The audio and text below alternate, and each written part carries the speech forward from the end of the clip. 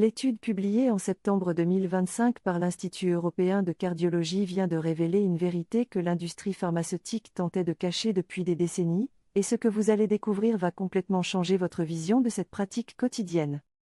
Le professeur Anderson, qui dirigeait cette recherche révolutionnaire, a suivi 15 000 hommes de plus de 50 ans pendant cette année consécutive. Les résultats sont si alarmants que plusieurs gouvernements envisagent désormais de lancer des campagnes de prévention nationale. Cette habitude que 75% des hommes pratiquent encore après 50 ans pourrait bien être en train de détruire silencieusement leur cœur. La masturbation après 50 ans déclenche une réaction en chaîne cardiovasculaire que votre organisme n'est plus capable de gérer efficacement. Votre cœur, déjà fragilisé par 5 décennies d'usure naturelle, subit des pics de pression qui peuvent atteindre 240 mm de mercure. Cette montée brutale équivaut à courir un marathon en quelques minutes pour quelqu'un qui n'a plus l'habitude de l'exercice physique intense. Le professeur Anderson explique que 82% des crises cardiaques survenant pendant l'activité sexuelle après 50 ans sont directement liées à cette pratique solitaire. Votre système artériel subit des transformations dramatiques après la cinquantaine. L'élasticité de vos vaisseaux sanguins diminue de 40% par rapport à vos 30 ans. Vos artères coronaires, ces petits vaisseaux qui irriguent votre muscle cardiaque, deviennent particulièrement vulnérables aux spasmes et aux obstructions. Chaque orgasme après 50 ans provoque des micro-déchirures dans la paroi de ces artères essentielles. L'étude révèle que la fréquence cardiaque pendant l'orgasme après 50 ans peut grimper jusqu'à 170 battements par minute. Cette accélération brutale force votre cœur à pomper 4 fois plus de sang qu'au repos. Votre muscle cardiaque, moins performant avec l'âge, ne parvient plus à gérer cette demande excessive en oxygène. Les cellules myocardiques commencent à mourir par manque d'irrigation, créant des zones de nécrose silencieuse. Les hormones libérées pendant cette pratique deviennent toxiques pour votre système cardiovasculaire vieillissant. L'adrénaline et la noradrénaline, qui procuraient autrefois du plaisir, se transforment en véritable poison pour vos artères. Votre foie, moins efficace après 50 ans, ne parvient plus à éliminer rapidement ces substances nocives. Cette intoxication hormonale chronique endommage progressivement l'endothélium de tous vos vaisseaux sanguins. Si ces révélations vous choquent et que vous voulez connaître les solutions que propose cette étude révolutionnaire, abonnez-vous immédiatement et activez la cloche de notification. Votre soutien nous permet de continuer à dévoiler ces vérités médicales que les lobbies préféreraient garder secrètes. Chaque abonnement nous donne la force de mener ces enquêtes approfondies qui peuvent sauver des milliers de vies.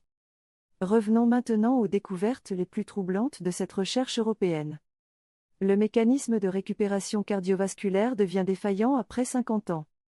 Votre système nerveux parasympathique, responsable du retour au calme après l'excitation, perd 60% de son efficacité.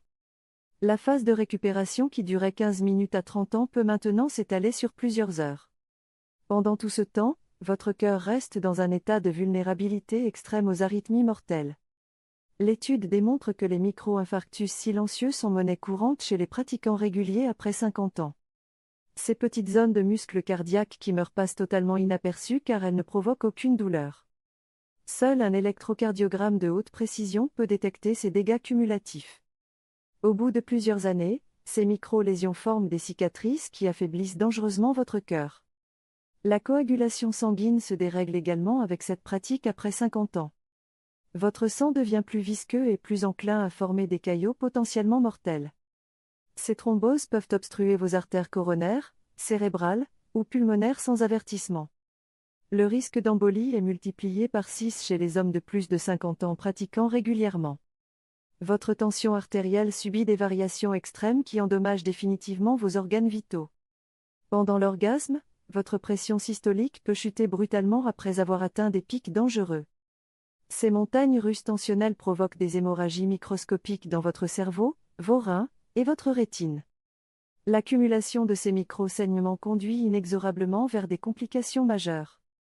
Le cholestérol joue un rôle particulièrement pervers dans ce processus destructeur. Après 50 ans, votre métabolisme des lipides se ralentit considérablement. Les plaques d'athérome qui se forment dans vos artères deviennent instables pendant les pics d'excitation. Ces plaques peuvent se rompre et libérer des fragments qui vont obstruer des vaisseaux plus petits. L'impact sur votre système électrique cardiaque est également préoccupant selon cette étude. Les cellules du nœud sinusal, qui génèrent l'impulsion électrique de votre cœur, deviennent dysfonctionnelles. Des arythmies dangereuses peuvent survenir pendant ou après l'orgasme.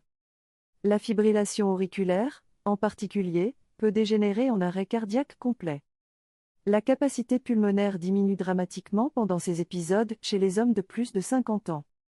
Votre consommation d'oxygène explose alors que vos poumons peinent à suivre la demande. Cette hypoxie relative prive votre muscle cardiaque de l'oxygène nécessaire à son bon fonctionnement. Les conséquences se manifestent par des essoufflements anormaux et une fatigue chronique. Le professeur Anderson a identifié 5 phases de dégradation cardiovasculaire liées à cette pratique.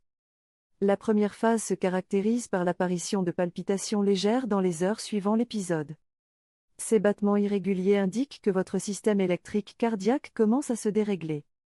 Cette phase peut durer plusieurs mois avant d'évoluer vers des complications plus graves. La deuxième phase introduit des douleurs thoraciques intermittentes, souvent confondues avec des problèmes digestifs. Ces douleurs révèlent en réalité une souffrance du muscle cardiaque par manque d'oxygénation. Les microspasmes des artères coronaires deviennent plus fréquents et plus intenses. Ignorez ces signaux à vos risques et périls car ils annoncent des complications majeures. La troisième phase marque l'apparition d'un essoufflement anormal pendant les activités quotidiennes. Monter un escalier ou porter des courses devient difficile alors que c'était naturel auparavant.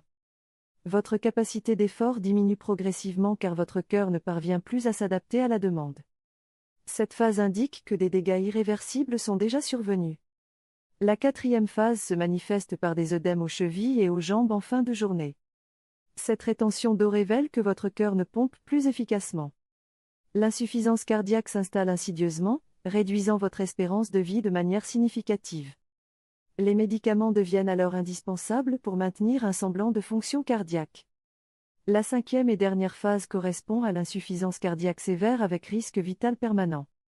Votre cœur ne peut plus assurer les besoins minimaux de votre organisme. La moindre émotion ou le plus petit effort peuvent déclencher un arrêt cardiaque fatal. À ce stade, seule une transplantation cardiaque peut prolonger votre existence. L'étude révèle également l'impact de l'âge sur la gravité de ces complications cardiovasculaires. Entre 50 et 55 ans, les risques restent modérés mais augmentent de 20% chaque année. Après 60 ans, la probabilité d'accident cardiaque lié à cette pratique explose littéralement. Les hommes de plus de 65 ans courent un risque 8 fois supérieur à ceux de 50 ans. La fréquence de la pratique influence directement la vitesse de dégradation de votre système cardiovasculaire. 1 fois par semaine après 50 ans reste dans une zone de risque acceptable, selon les chercheurs. Au-delà de 2 fois par semaine, les dégâts s'accélèrent de manière exponentielle. Une pratique quotidienne équivaut à un suicide cardiovasculaire à petit feu.